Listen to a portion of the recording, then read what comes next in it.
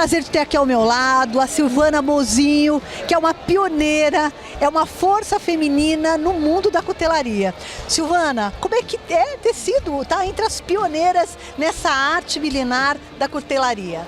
É muito prazeroso, né? Eu fico muito feliz e apesar de ter sido uma das pioneiras, hoje eu vejo que tem muita mulher, né, no mercado. Até mostrei agora a foto aí de um evento que a gente fez em abril em Brasília.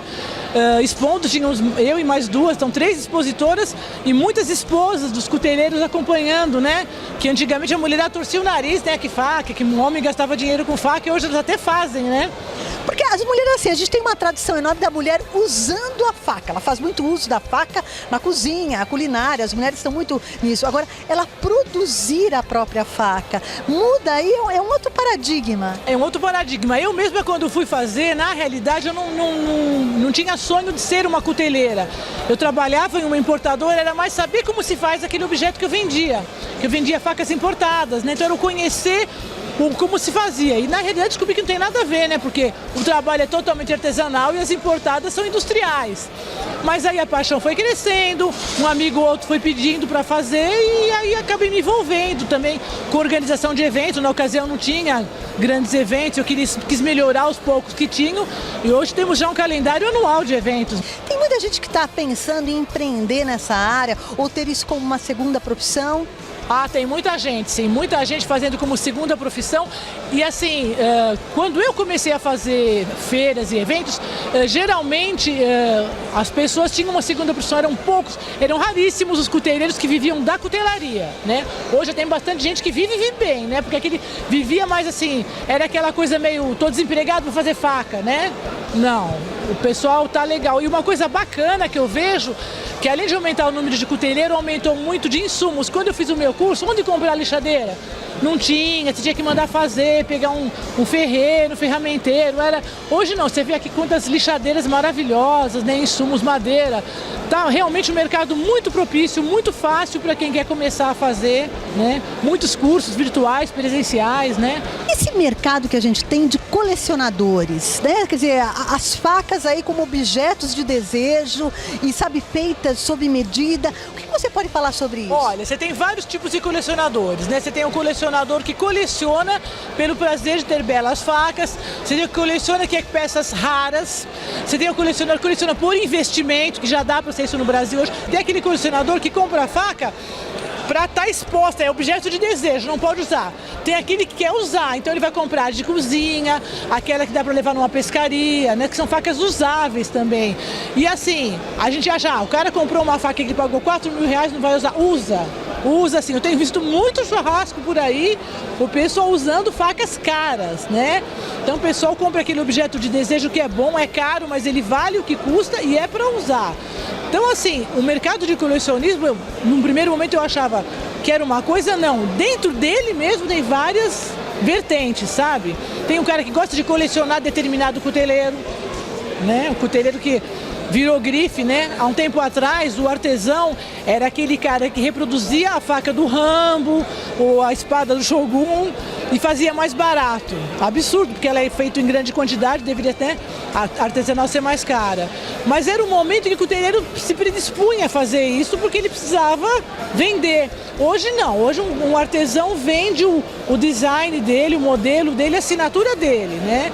Então também tem esse colecionismo do cara que quer ter a faca dos melhores. Então, assim, os tops, eu só tenho faca dos tops, entendeu? Tem esse colecionador também, né? E a questão, quando a gente pensa em negócio mesmo, como é que é, por exemplo, tem algumas limitações também, a gente percebe que a cutelaria você tem que ter toda aquela habilidade manual, tem que ter um certo condicionamento físico, porque são condições difíceis também para produzir uma faca. As mulheres aí a gente percebe, né? O pessoal fala, as mulheres são assim, às vezes fisicamente menos robustas, né, do que um homem. Como é que é isso? Porque assim, é um ambiente de muito calor, um martelo, a questão da força. Como é que é isso? Por exemplo, quando eu comecei a fazer a cutelaria, não tinha essa pretensão de ser profissional, e quando eu pensei em profissionalizar, o Rodrigo Esfredo, que é o nosso primeiro mestre, né, graduado no Brasil, ele falou para mim, Silvana, se você quer realmente viver disso, você tem tem que comprar uma prensa hidráulica, porque o martelo é lúdico, é bonito, mas ninguém que vive de cutelaria vive no martelo, né? A não ser por uma falta de recurso, mas assim que ele tiver o recurso, ele vai fazer um upgrade. Por quê? Porque cansa, não é produtivo, além de ser cansativo, né? Porque não é força, é habilidade, mas a força faz falta. O que um homem faz com uma batida, eu faço com 3. Com 3 o aço esfriou, então o meu aço vai mais vezes para a forja do que o de um homem, né? Então a partir do momento que eu comprei a minha prensa hidráulica, melhorou muito. O martelete então ajuda terrivelmente, mas eu moro em cidade, né? Eu moro em São Paulo.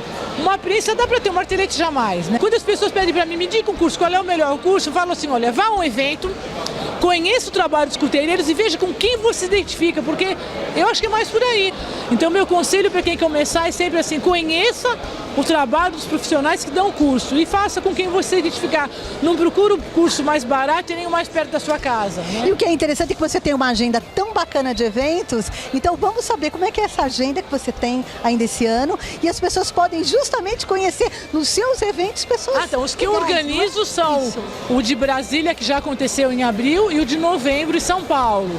Mas aí eu participo agora, estou indo para o Blade Show exatamente daqui a um mês, estou indo para o Blade, que é em Atlanta, voltando, tem em julho Curitiba, da Show Curitiba, depois em agosto Sorocaba, Piracicaba, vai ter o primeiro salão piracicabano, que é setembro, depois novembro é o que eu faço, Salão Paulista, e dezembro a Feira Gaúcha. A Feira Gaúcha, ela está com bastante sucesso, inclusive ela está fazendo uma edição de inverno, uma edição em julho. Não vou poder estar lá porque vai estar nessa de Curitiba, né? Então tem essa crescendo. E aí, assim que a gente lançou o calendário, o rapaz de Curitiba que fez o calendário anual, a gente soube de outros encontros que estão ficando fortes como feira, mas que a gente não sabia. Então, esse calendário é o segundo ano que ele está. Então acho que o ano que vem, outros encontros menores vão acabar fazendo parte dele também, né? E tem um encontro mensal que eu faço em São Paulo, já há mais de 10 anos, chamado Conversa Afiada, que ele é num clube de tiro. Começou há mais de 10 anos, as pessoas iam lá para forjar. Todo mundo queria, que não tinha oficina, forjar uma faca, fazer. Hoje, olha, acho que no ano a gente só liga a forja, acende em julho, que está mais frio e que está mais à noite, porque as pessoas vão muito para conversar, para bater papo, fica um point, sabe? Eu tenho muito mais colecionador do que cuteleiro lá, né?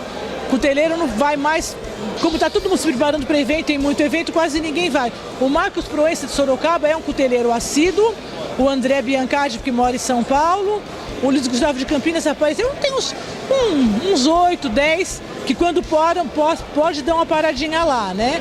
Mas o que é legal, todo mundo, como é mais de 10 anos, todo último sábado do mês é dia de conversa fiada. Então das 10 da manhã às 6 da tarde estamos lá, né? E aí a gente troca ideia, lá não tem venda de metal. Então se quiser chegar, eu sempre ponho as minhas facas, algumas da coleção do meu marido para o pessoal ver, ele não vende, é só para mostrar, e é só chegar e se juntar. Então, não tem uma prévia inscrição, nada? Não, o pessoal fala comigo pelo Face, pelo Instagram, chegar e se juntar. E assim, só não pode virar um comércio, senão o dono do clube, assim, tem aquele cara que foi lá, vendeu 2 facas, aí o mês seguinte ele leva 4, aí chega outro mês ele está com 12 vendendo, aí não é esse o objetivo, é divulgação, né? Posso falar de um livro que eu estou vendendo? O Laércio Gazinhato, falecido há pouco, agora final de outubro, início de novembro, acho que há uns 4 anos fazendo esse livro de facas brasileiras, facas históricas. Algumas ele tem na coleção, anos fazendo o livro, e ele lançou em Curitiba. Esse salão de Curitiba, eles sempre fazem um homenageado do ano. E do ano passado foi o Laércio Gazinhato, ele lançou o livro lá. Mas como esse salão tem, esse ano vai ser o 3º ano, estava começando, o meu salão é o mais tradicional, o mais antigo, o lançamento seria no meu salão autógrafo. Ele faleceu uma semana antes. A gente tem tão pouca literatura sobre o assunto no Brasil, né? Então é um livro de facas brasileiras.